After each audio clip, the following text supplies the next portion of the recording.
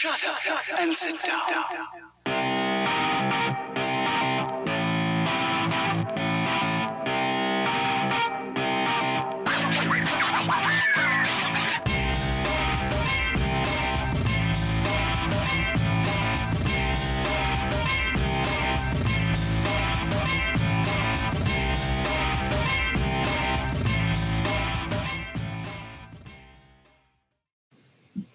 Hello.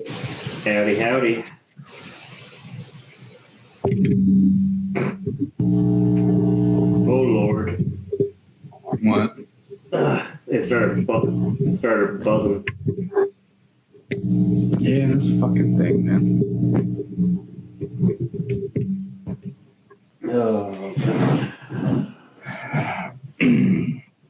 All right, I'm gonna get OBS fucking working here.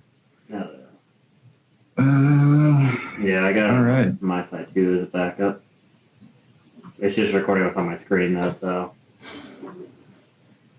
which is fine. That's all mine ever does. Yeah, that's Set fucking Jitsi Meet into full screen and then just record desktop. hell yeah. All right.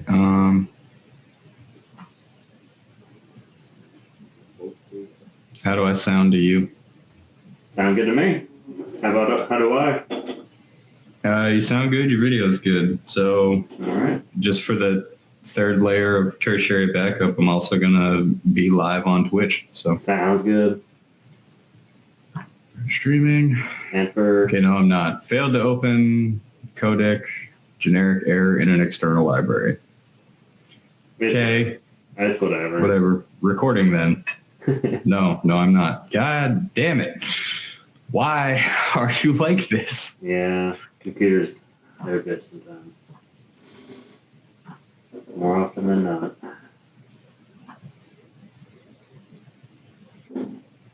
It is fine. Take your time. The only thing I got planned tonight after this is I'm going to probably record a little bit of me building that, and then I'll probably play a bit of Bloodborne, and that's all I have planned.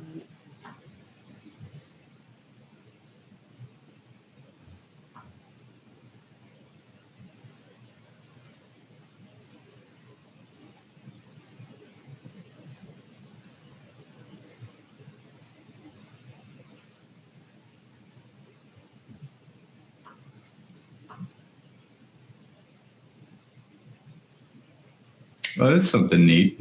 This I never noticed before. It must be part of the update. Warning, recording saved to MP4/MOV will be unrecoverable if the file cannot be finalized. Interesting. What else could I record in that it's easiest for you to upload? Hold on. Let me pull up the... I only have 6 options. FLV, MP4, MOV, MKV, TS, and M3U8. Whatever the hell that is. Can you list them off again? FLV. No. MP4. Yes. MOV. Yes.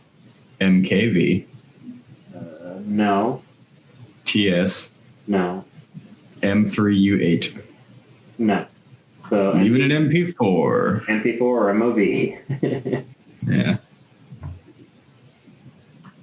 Yeah, I'll listen to those probably when I'm driving tomorrow because, well, I'll talk about once we get the podcast actually started. Ugh. All right, we are streaming and recording, and I will periodically check back in on this to babysit it and make sure it's still doing that. Sounds good. Well, So, good morning. Good morning. as we recently discovered, we don't have any backups of some of our older podcasts, and also either the OBS or Dropbox absolutely nuked them, and for several minutes there's still images with bad audio. So Yeah, I don't know if you saw them. no. I deleted them, but here I can pull it up real quick and then screen it. That way people can see exactly why tomorrow, on my way to doing more errands, I'm going to determine, based on driving, how good they're going to be. So I will do a screen share. That. So. Well, my Discord's running through my phone. Okay. There we go. Mine are. I mean, Nope. I can't drink as much. Experience. Yeah, that's that's us not moving and nothing happening. That sure is strange. Yeah, so the audio is working just fine, but the video is not there, and that's how all three of them are. Because we could always just find some payday B-roll, wipe the audio, and just put it in there. I'm just gonna try to see what's worth it from that, and then maybe make some cuts. Cause that one wasn't very long. That one was like an hour. Yeah. So that one's fine. That to my low end PC that we were both gaming and recording on at the same time. Which so is fine. That's on me. It's fine. I really gotta win this lawsuit and build a new computer. It's fine. It's fine. So Which we'll take tertiary copies of everything just to be safe. Yeah, good news. I had I said my physical yesterday, and I should be working again soon. So yay! Nice. Money will be coming back in.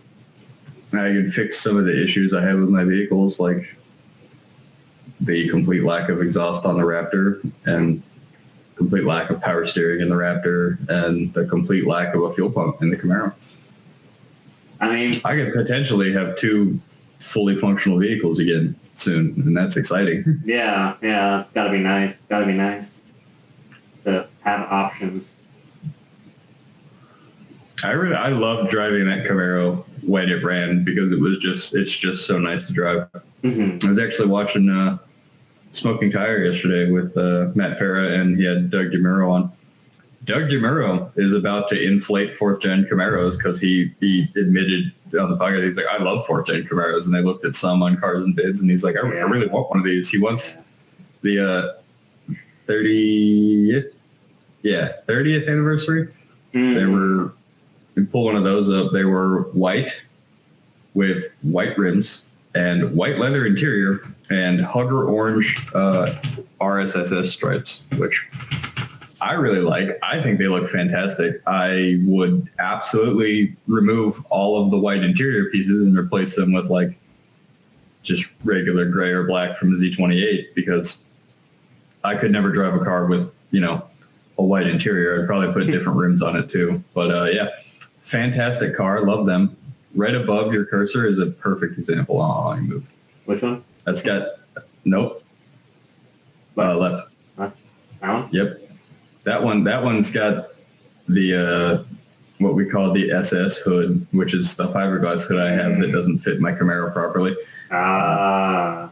So when it hits the alternator, because it's a badly made $100 fiberglass hood. However, that's very white. I mean, it is, yes, and I understand that's desirable in those, which is why I would pull the seats out, wrap them in plastic, put them in a box, and keep them in my garage, but I would swap in just a regular Z28 interior like mine has, and I would sit in it and drive it and not worry about it. So you're saying about the $100 fiberglass hood, sorry. Yeah, it contacts the alternator, so I got to do a little bit of cutting on the underside and then test fit it again, which, that car is never going to be like a show car. That car is going to be a drag car, like a race car. So I don't care if the underside of the hood is cut up and looks bad. Yeah. It's function, not form. It's substance over style. It's the opposite of cyberpunk. But someday that car will look really nice, but not anytime soon. I mean, that's one of those things that's just, it's going to take a lot of time. Yeah, but that's one of those things again. Yeah, Daddy Doug is about to inflate those, talking about how great they are and how much he loves them. Matt Farah agreed. He's like, they drive better than they look. Yeah. And he's like, yeah, they made it a cheap plastic, like Legos, and they're a bit rattly, but they drive really well. He's like, yeah, they drive fucking great. And they're a GM muscle sports car. Like, yeah, they're cheap and made out of cheap, light materials, which is why they're cheap and easy to fix, and probably why they're so reliable. It's like, like yeah, everybody wants an LFA, but like that's aluminum body that's like hand formed. Like, yeah, you can't fix that. Like, it's all carbon fiber, which is even worse. Like, if you fucking my Camaro is made out of the same plastic as Rubbermaid trash cans, but also like that's great. I can occasionally bump some things with it and not destroy it. Yeah. Because that's the problem with new cars is they're all made of that fucking breakaway plastic, which is for safety reasons. I understand, but at the same time, like mitigation of crash forces. But now it's not fixable; it just disintegrates. Yeah. So like when I got into that accident many months ago, like it didn't do shit to my little minivan thing. It just pushed the door in a little bit. His whole front bumper and like everything was pushed in. Like the whole car was totaled. It was like it wasn't going fast. He was going probably 30 kilometers, which is school zone speeds. Yeah. So like it's fast enough to destroy that shit. Yeah, that's because that's how they make them now. They make them with all crumple zones. Like I get it for safety, but like man, dude, any kind of accident just totals a car nowadays. Yeah. But speaking of Camaro, sorry.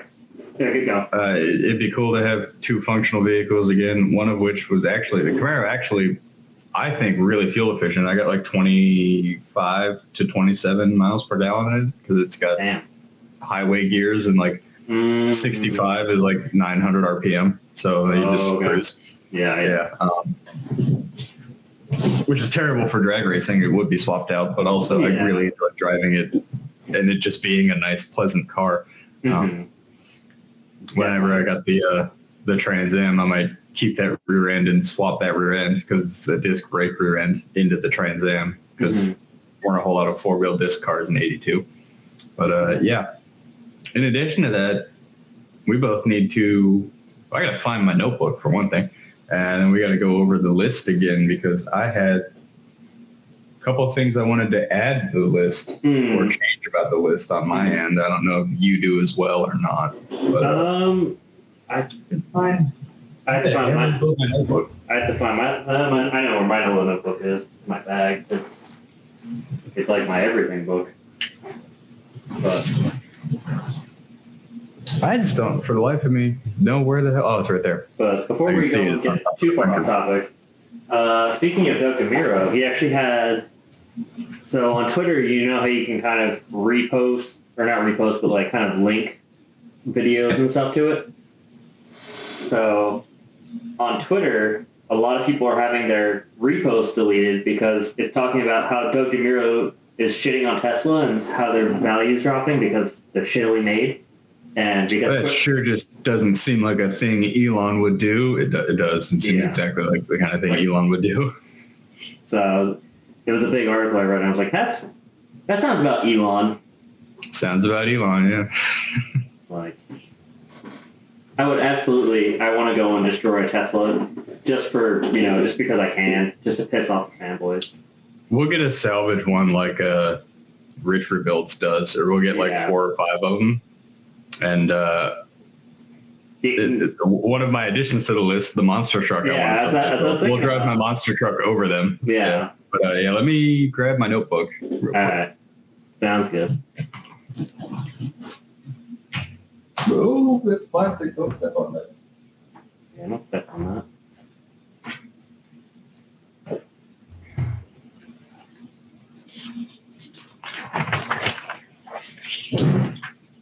Was this the wrong notebook?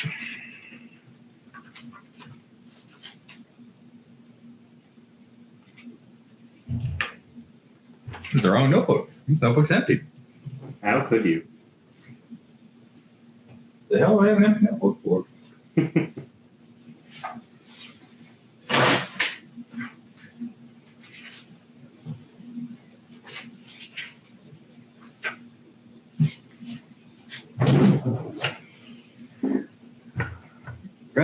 here we go. I got the correct notebook now. All right.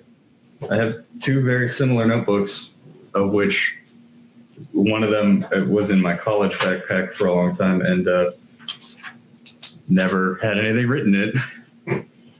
Okay. So looking at my list, my Raptor, and that one got a little check mark next to it because I already have that. Yeah. But caveat to that, what I now want to do with my Raptor, no, I don't want to turn it into a monster truck. I like to keep that truck daily drivable if possible. Well, yeah, I figured. If anything, I would say get a different Raptor, like a salvage Raptor, and then do that with that one, not your orange machine. I do have a Ford Raptor monster truck in the crew too, which I have been enjoying lately.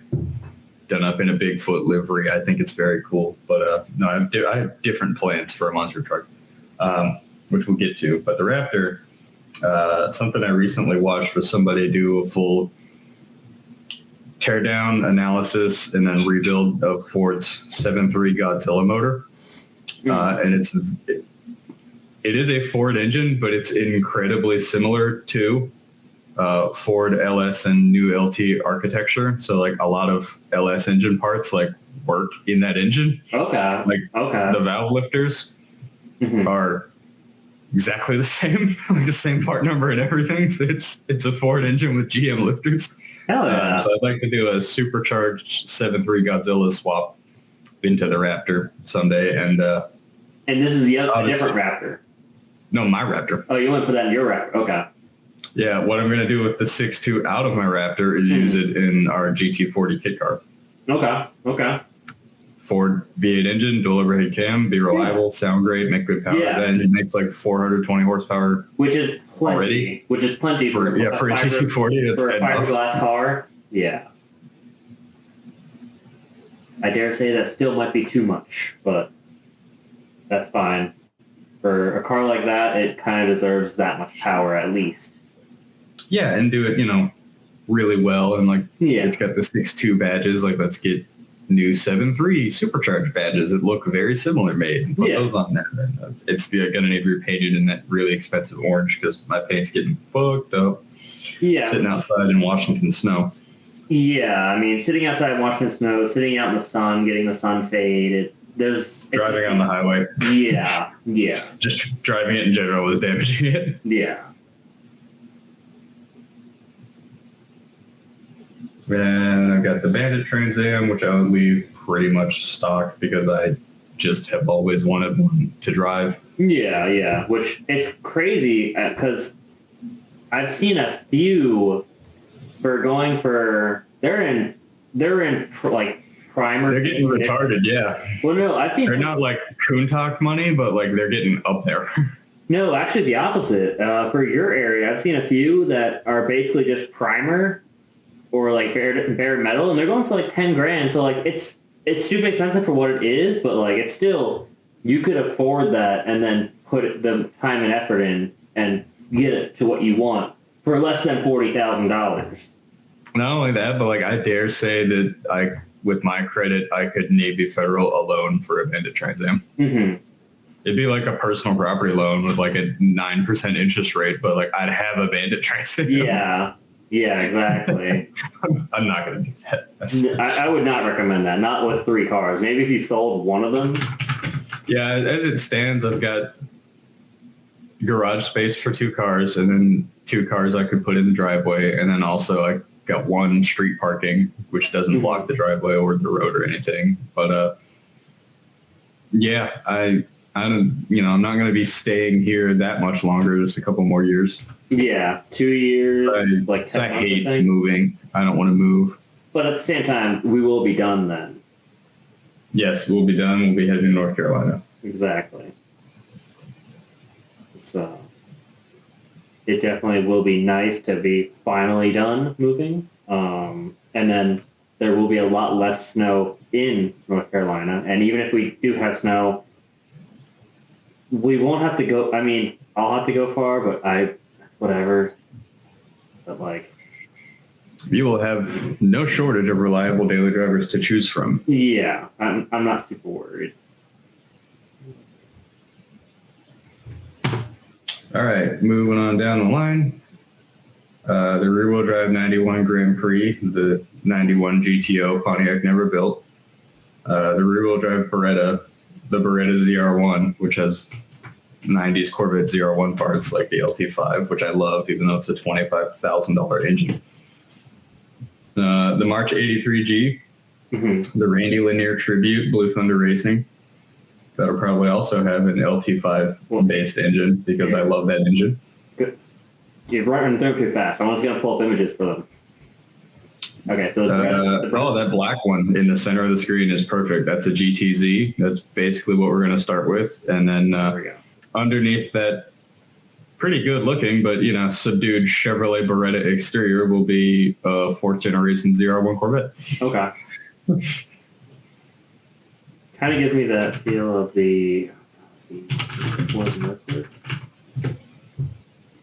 yeah, gives me that kind of vibe. At the time, the Beretta's biggest competitor was the Ford Probe. Okay. Which is a different looking car, but at the same time, that was Ford and Chevy's front wheel drive, economical, you didn't get a Camaro or a Mustang segment. Like that front bumper and like that front look just reminds me of the Mark II. Which one is it? I think it'd be the Spider. No, it wasn't that one. Like that. Yeah, I mean, so interesting side note anecdote about the Probe. The Probe was what Ford developed to be their Mustang's replacement. And then there was massive backlash and outcry. Like nobody wants to buy a fucking 4-cylinder or V6 front-wheel drive powered Mustang. So that was like okay, we'll fix the Mustang. And then the SN95, the girl Mustang, came out. Which is weird that they did that because I would have expected that more as a move in the 70s when, the oil crisis was a big thing, but not in the 90s. No, that was when they got the Mustang 2, which is unanimously the worst Mustang ever made. No. Like the 70s. That's a Pinto. That's a rebodied Pinto, and everybody knew it, and nobody bought these fucking things. Oh yeah, no, they're disgusting. Like the only Mustang went full embracing the economy during the gas crisis, and Chevrolet did not. Like there was very few good cars that came out. Where's the fucking my Red Bull? Damn it! There. There was very few good cars that came out during the 70s, and I dare say it was basically Nissan that really put out, like, honestly, my favorite car of the 70s.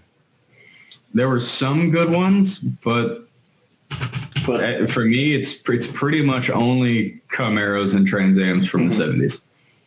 Everything else was just, and the Oldsmobile Delta 88 Royale, which I love because of The Americans, which is a fantastic show. It's on Amazon Prime. Everyone should watch it. Oh, you're going to get so many different versions. Oh, there we go. That's it. Yeah. I think, it's... Nope. Very big car. Very big. I am not the only large fan of the Delta 88 in the world. Sam Raimi is another huge fan of the Oldsmobile Delta 88 in that he put his Delta 88 that he actually drove in college into pretty much all of his movies at one point or another. If you put in Sam Raimi Delta 88, you'll see his butternut yellow fucking Oldsmobile Delta 88. It's in almost all of his movies.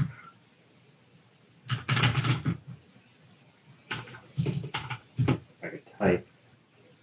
Raimi. Yeah. Yep, that's his Delta 88. It was in all the Evil Dead movies. It's in even his newer movies. Wow, yeah. It's in all of them. It's in Spider-Man, yeah. Oh, there we go. There's The Gift, Drag Me to Hell. Evil Dead, Spider-Man. Huh. Darkman, The Gift, Drag Me to Hell. That car's been there's Easter eggs to that car in other films too. I think there's one of them where it's in Everything Everywhere All at Once, and I'm pretty sure it's also in Doctor Strange at one point. Like that car's been Easter egged in a lot of movies as a tribute to Sam Raimi. Yeah. Yep, there it is. Yeah. Yeah, That's fucking wild. and that's the kind of thing you just don't get in America anymore. Is you just don't get a kid in college buying a beat up older sedan and still having it almost 40 years later, and it's still looking pretty much the same and running. Yeah. Like Sam Raimi's never like dumped thousands of dollars into a full on restoration of this car. He's just kind of kept driving it and like kept it pretty nice since his college days, which it's remarkable to me. Like, we were just talking about cars disintegrating on impact and shit like that, but like they weren't building fantastic quality cars in the 70s, but like how a product from the 70s, an Oldsmobile Delta 88, has stood the test of time, and you just don't get that anymore. Yeah, no, that's the thing. I don't expect we're gonna have too many cars lasting 30 years, because once they stop making parts for them, you're not gonna be able to like make anything to replace them. You're not gonna make anything to replace parts for a Pontiac Aztec.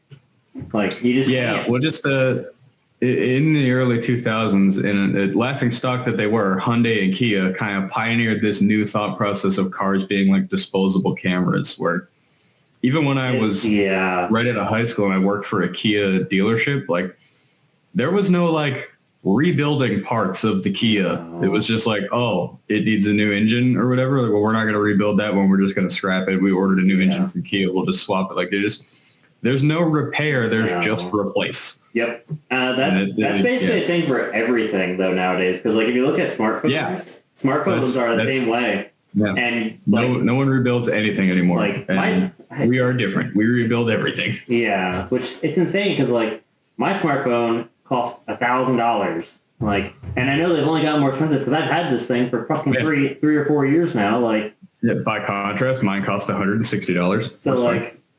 So like, it's just that whole, everything has that planned obsolescence nowadays. It's ridiculous.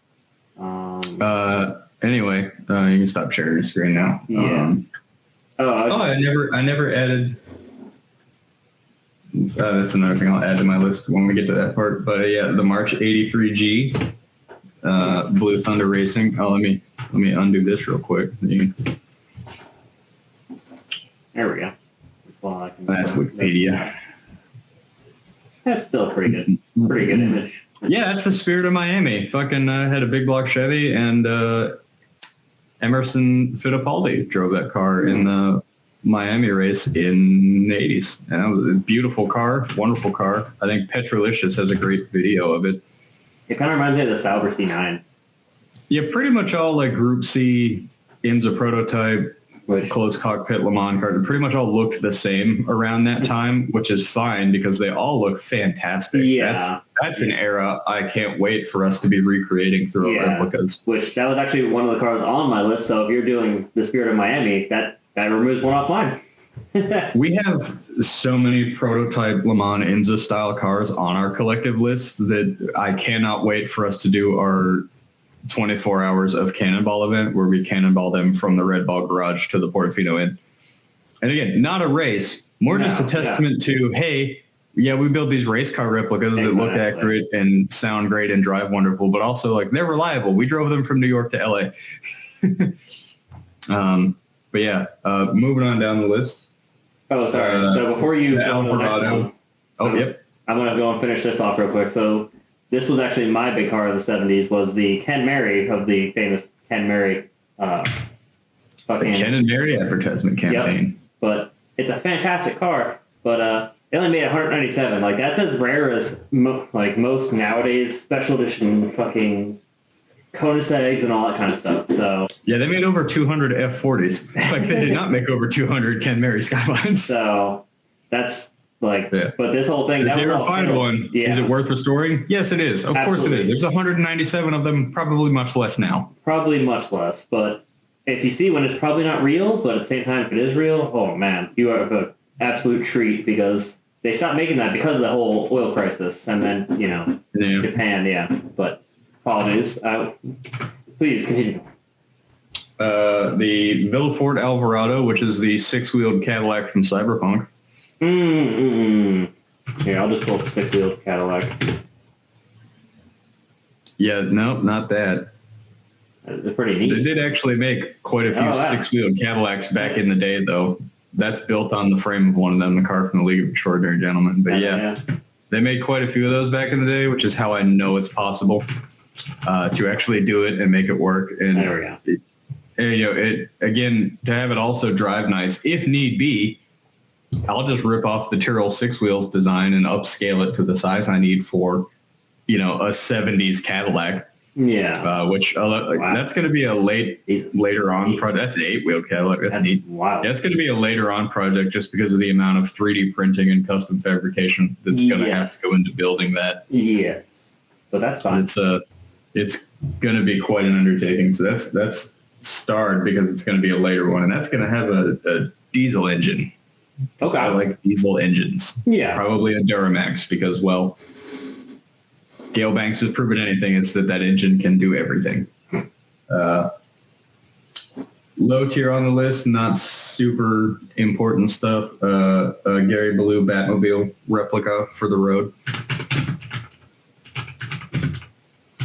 Gary Ballou Batmobile. That's the scheme. That's not what I'm going for. I was going more for his Camaro than that was a Lincoln, believe it or not. You put in Gary Ballou Camaro, I'm sure it'll come up. Yep, there she is. Yeah. Damn, that looks like the war machine. The War Camaro, yeah, that's another great one. I can't replicate that though, because that's stealth paint. That's a DARPA product, and we don't have access to those. But yeah. No, he was the first guy in the ASA and the short track scene, and what was the other series called? Art Go. That really, most of these guys were short track racers. They didn't really think aerodynamics meant a damn. Back in the day where their cars, when Gary Ballou came along and proved, actually it does. It means a lot. If you put a giant, stupid fucking wing spoiler on the back, a giant ducktail, you actually can get a lot more downforce and you can corner better. Yeah. But yeah. The 91 GTA Trans Am drag car. Might even be able to X that because I have the Camaro, which will be a drag car. Mm-hmm. But yeah, that one I was wanting the big block Chevy with Hemi heads. There's a company called Arias, Arias, that actually makes Hemi heads for big block Chevys. They've been doing it since the 70s to make drag motors. My 25th anniversary Canada Kenworth. That's a restoration project. That's a down the line thing because even when they're in shit shape, semi trucks are expensive. Indeed. Because they are a tool that does work and makes money. Yes. So if they're running, they're capable of making money.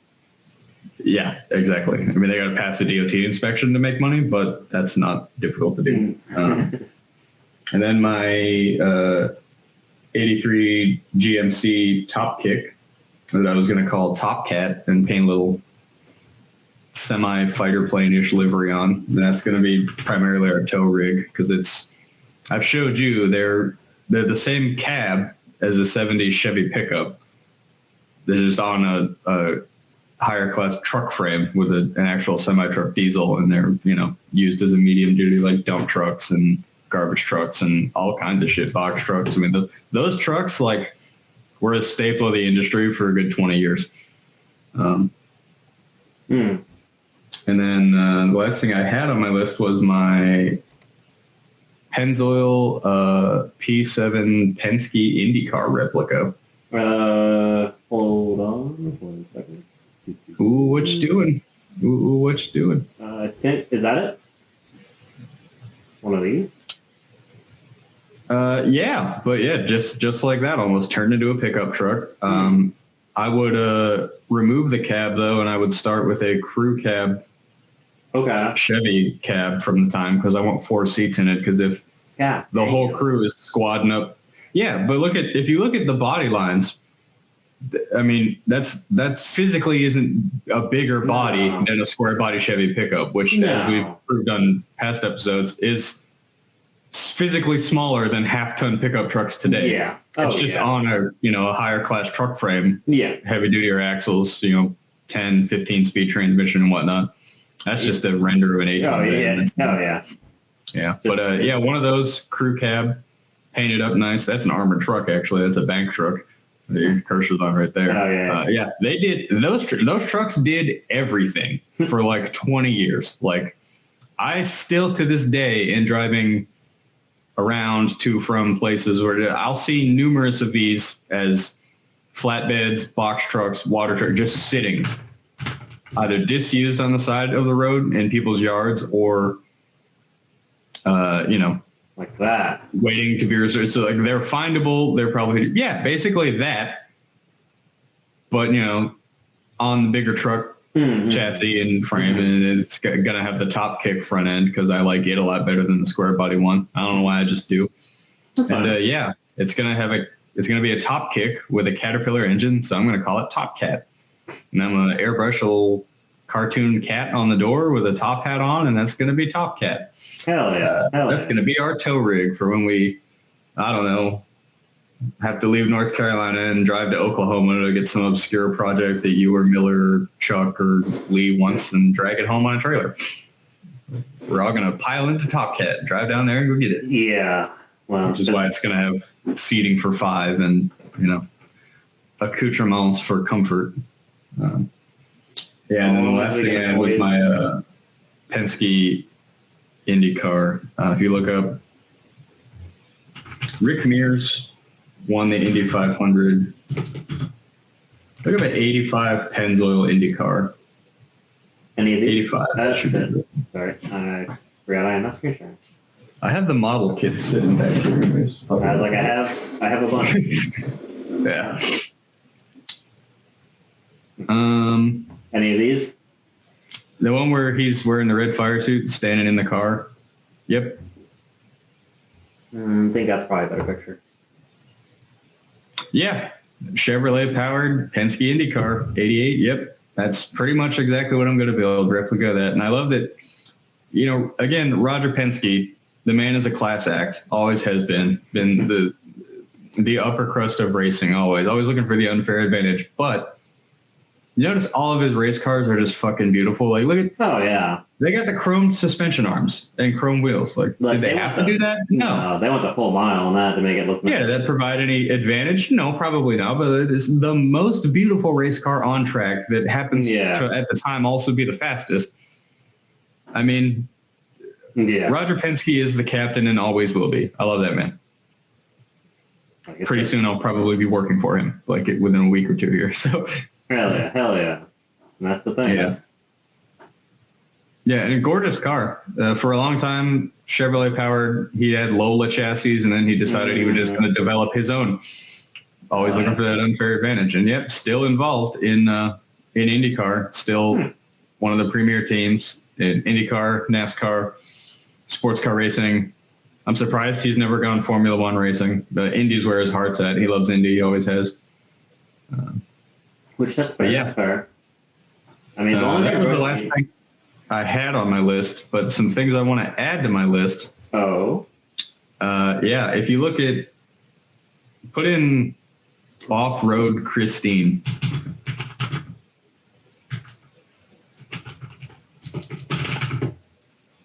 So that one right there. Yep. It's a render, but it is a render of something I very much want to build. It's the trophy truck Christine with the big blown Hemi in it, because at the time that car would have had a Chrysler Hemi, I believe, as an option. 58, 59 Plymouth Grand Fury. Surprisingly enough, from the movie Christine. I actually saw one of these for sale. I don't know if it was on Craigslist or Facebook Marketplace in your area, but it was in yellow. Yeah, yellow was there were like 3 colors they offered that car in at the time. It was like red, yellow, or black. And it was actually pretty cheap too. I think it was like $5,000. Man. But. Yeah, they're not super desirable because they're not like a '57 Chevy or anything. Yeah. I mean, they are pristine, and people like to build the movie car, but like that doesn't make it more inherently valuable. Give it time. But yeah, Give it time. the full blown Hemi Mad Max aesthetic trophy truck Christine. Oh yeah. Which I'm gonna go ahead and write down trophy truck Christine. I'm a Fury.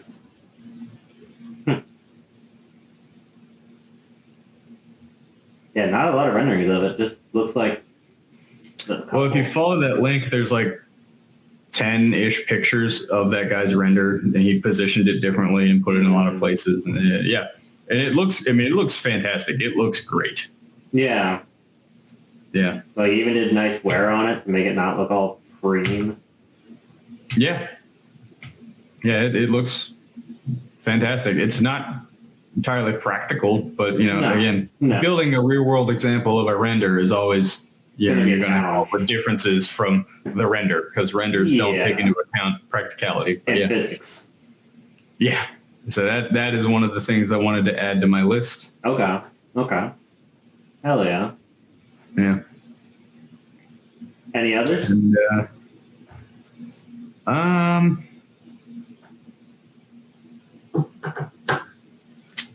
yeah, monster truck, which I've been followed it a lot as a kid, and kind of grew out of it as most kids do, like pro wrestling or cartoons. Yeah, Gravedigger, the classic, man. Yeah, and recently I've been getting back into it and discovered the amazing engineering behind these chassis for the amount of abuse they take. And something I told you guys all in the group chat that blew my mind. Some of those chassis that are still being used today on both race and freestyle trucks have been in use for over 20 years. Like over 20 years of doing monster truck shit in the same chassis. Yeah. The engines get rebuilt. Obviously, they're like 1,700 horsepower nitro-powered dragster engines because they have to be. It's a lot of weight moving. Yeah. Axles and shit get rebuilt, obviously, but like but the frame, the frame. welded frame, same one. 20. It's phenomenal. I do want a monster truck. I haven't entirely decided on what body I would put on the monster truck yet, but not so much a new monster truck, more a mid '80s monster truck. Yeah. So again, I'm not jumping this thing or doing freestyle events or, racing it. I kind of, there you go. Just an actual very large truck with the overinflated tractor tires. Oh, that's a cab over semi monster truck. That's fucking cool. The red one in the top row. That's fucking cool. Yeah. Maybe something like that even. Yeah. So that's, But again, before the mid '90s, when we entered what we call the space frame era, where they started building fully scienced out monster trucks, you would just have a frame from a truck with, traditionally a huge engine is still in the front. Oh, yeah. Because that's where the engines came in trucks. Bob Chandler's original monster truck was just a 70s Ford truck that had huge tires on it, and he built up the engine and shit. But just a traditional to its roots kind of monster truck. That's Bigfoot 1. That's that's the King Crush that you had your cursor on there. Awesome. Yeah. So something pretty much something like that. You see it's got like 5 shocks each wheel there, but like, they rode like shit. But again, I'm not going to be like driving this thing every day. I'm pretty much just going to use it to run over cars we disapprove of, like, 4 salvage title Teslas. Yeah. 4 salvage title Teslas. Yeah.